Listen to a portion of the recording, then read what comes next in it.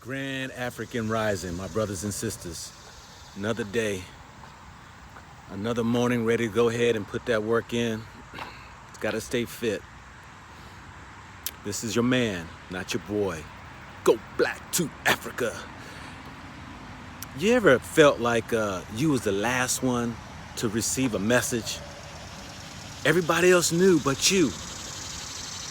That's how I felt when I went to Africa and saw all the brothers and sisters from America. And my question was, where did I miss the memo? How in the world are all of y'all here and nobody told me? I have a few people, guests today that I want to let them introduce themselves, so that you can see that they have been there doing business for many a year in Africa. One brother I ran across that lives in Timbuktu, and another brother who lives in several locations, got several businesses, and it just blew my mind that I thought that we were all here in America. But little did I know, y'all, we gotta wake up. We gotta wake up, and we gotta connect. We gotta find the truth out. And this is why I'm doing these videos, is to open up our minds, to be able to show Africa, so that we can go ahead and be encouraged and motivated to go and visit. There's another land out here, y'all, that's way better than here in America. For some. There's many people who love America. I don't hate America. I do know that I'm ready to be around people that you see, from the presidents on down to the common man, are running countries. You get to see black people faces on the money. You get to see all types of industries and all types of things that people are doing that you just don't get to see here. So with that, let me move you over to these 2-3 guests I got, who's going to share with you what they're doing. This is your man, not your boy.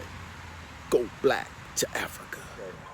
So my brother's speaking about the various difference of leaving America, being a black man, and coming to Africa, right? Yeah. Okay.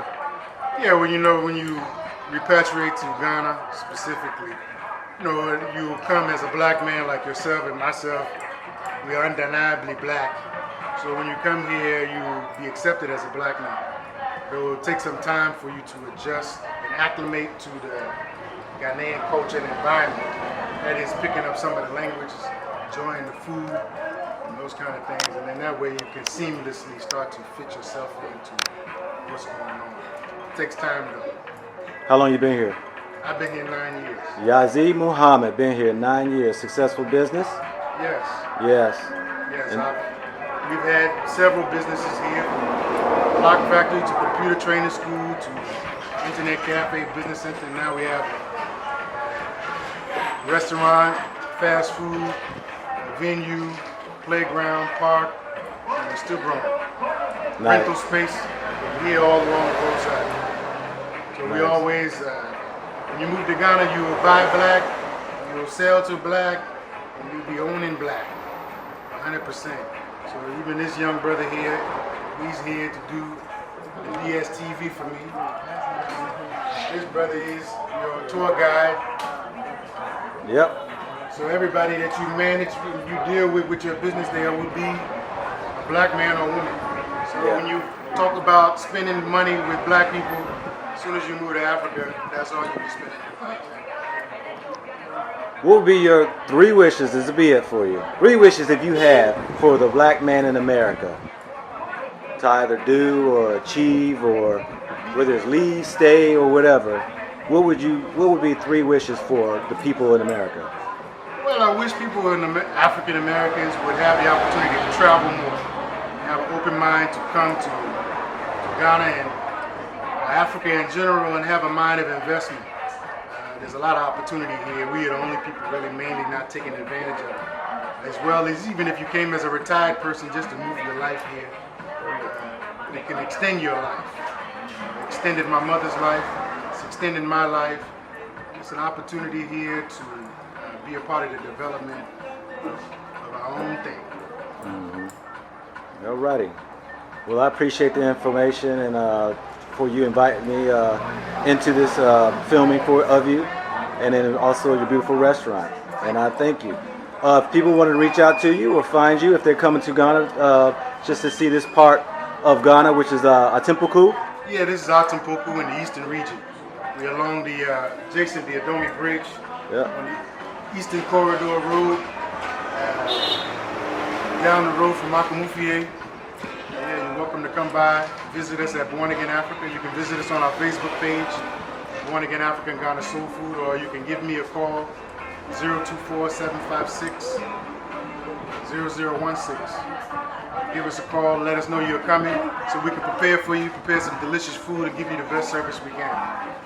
All righty. Thank you, my brother. Blessings. Caught up in reggae, you know, and leaning toward Rastafari a little bit. And I got on my knees and I prayed, okay? Right here, No, yeah, go ahead. I prayed to come to Africa. This is it. I got on my knees and prayed. Father, help me to move out of America to Africa. Father, help me to move out of America to Africa. I ain't know nothing about no Hebrew Israelite. Right. I ain't knew nothing about no Benjamin. Right. All I knew is that I had to get out of America. I knew I had to get out of America. To stay alive. To stay alive. It was just my calling. I knew that I had to. I had to get out. You know, it just wasn't for me. It wasn't for me. Okay. I had to do it, and I did it. And then when I made a commitment, the Most High blessed me with whatever I needed. And then the Hebrew Israelites was, Echo! All right. So welcome on. This is our land here, you know? Yeah. We're in it. That's one of our houses. We coming up. We got 3 over here. Our brother's weeding a little bit. Well, I'll tell you, it's a good land with all these weeds growing. Oh, absolutely. So, my brother David, share with the people all this knowledge you have and this understanding you have. How did you acquire that? Could you share just a little bit? We know, life is continual, right? And when you came out of your mom's womb, that's when it started. But let's talk about from the time that just maybe a few short years, maybe before you escaped from America, right? And you came here, right? Who are you? What you about, and what you stand for? How did you acquire this knowledge? And share with the people on that. Great. Well, that's a great question, and of course, it all started even before I was born. I was chosen before I was born, just like one of the prophets says. Before I was born, Yah formed me and put me in the womb. So basically, growing up in apartheid America, I have an education from apartheid America on what it's like to understand the true America. So I grew up in apartheid America, so I had no illusion about it being the promised land. And of course, like the brothers in the 50s and the 60s that was getting their behind whooped, you understand? We didn't see no, no glittering, and we understood that. Okay. So that's number one. That was a lesson to me. As Bob Marley said, it's going to be some burning and looting. And of course, in the early 70s, I was blessed to hear the Rasta Man. I was blessed to hear Bob Marley when he was coming up with Catch a Fire, Slave Driver, Concrete Jungle. I mean, those songs touched me. Okay, I was out in Oklahoma. Those songs touched me, and Bob was giving me wisdom. And then around 3 years later, he came out with that classic LP, Exodus. Are you satisfied with the life you live in? I certainly was not satisfied being a Negro in America. So basically I started to search, and I was listening to those songs, and it was awakening me. You know, I was being awakened. Yeah. So, of course, as I continue on my journey in the early 70s, in the mid 70s, in the late 70s, Bob was hitting us hard. He came out with that Uprising LP. You understand? Mm-hmm. Uprising. You know. Yes. You know, we'll be forever loving Yah. We already got the Exodus, and you know, Zimbabwe. We're gonna fight. And of course, I was influenced by Roots, the movie. Oh yeah. Alex Haley, you understand? I'm beginning to see all this blackness coming alive. Africa Kunta Kinte. I mean, I was born at the right time, at the right place, doing the right thing. Yeah. So, and then of course, Bob Marley had told us to leave, so I made a decision. I had bought a big home up on the east coast of Babylon, and putting it all together, I said, okay, I got to make my exodus just like Bob has taught us. But Yeah. when Bob made transition in the 80s, I said, this is the time. So, bam, I said, we're going to Africa. When I made a decision, that's a saying when I was in high school that was on the bus, they used to say, once you make a decision, something happens. Mm-hmm. So I made a decision in the late 70s that I was going to go to Africa. And when I made that decision, doors opened for me. I didn't know that that decision made doors open for me. Oh yeah. So when I made that decision, a year or two later, on my way to Africa, I gave myself 5 years to get to Africa. And when I made that decision, then I met the Hebrew Israelite in Atlanta who was teaching Exodus. All right. Returning not only to Africa, but to Africa and back to Yahweh, the spiritual, our Father, because we had got cut off from our Father because of ism and schism. You know, I used to worship the devil unbeknown to me, because the Europeans are basically devil worshippers through their culture. Okay, so I was worshiping the devil. So in order for me to have my freedom, I had to be returned to my God, which was Elohim, Yahweh. So I had to return to my Creator, because I was what? Divorced from Him through having what? Intercourse with the whore. You understand? The beast, the false prophet, the Roman Catholic, which is Trixmas and Easter, Trixmas. So I had to break away from that in order to what? Purify myself from paganism. Okay? So then I got the teaching of Benjamin. We got the book, God, the Black Man and Truth, okay? Which broke down power to define, righteous cycles, season and set time. So I went on a quest to learn about my culture. So the teachings, it's like a university. I went into the school of the prophet, the university of the black man. God, the Black Man and Truth. So in essence, we went into the language of Hebrew, which is the language of what? The gods. Okay? So I broke away from English. When you break away from English, you're in another ball game. Yeah. You're in another ball game. Just like you broke that word down, pharmacy, you break down those words and you begin to rise in love. You don't fall in love, you begin to rise in love. This is what Ben-Ami taught us. So, brother, it's just been one great knowledge after, and we're still eating from what? The tree of life. The tree of life. So if I want to sum it up in one word, as you say, what was my education? I was led into the tree of life. Okay, and the tree of life is a sacred tree that only the righteous people can eat from.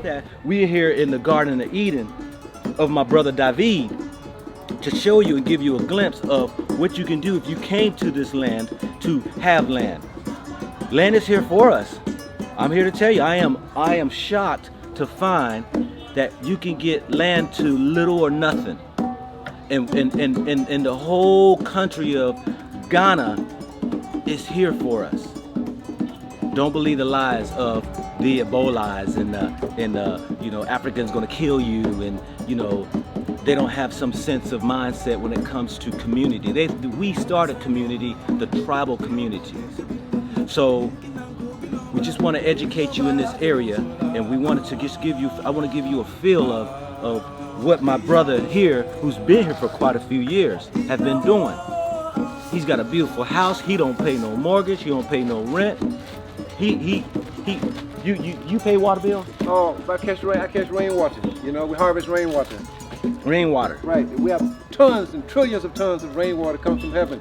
So everything is based on, you know, the knowledge of heaven on earth. You know, the rain's here. Let me tell you, last night it rained. It sounded like the heavens opened up and just poured it out. I ain't never heard rain like that before. Absolutely. It came down. Right. And so my brother's right. It's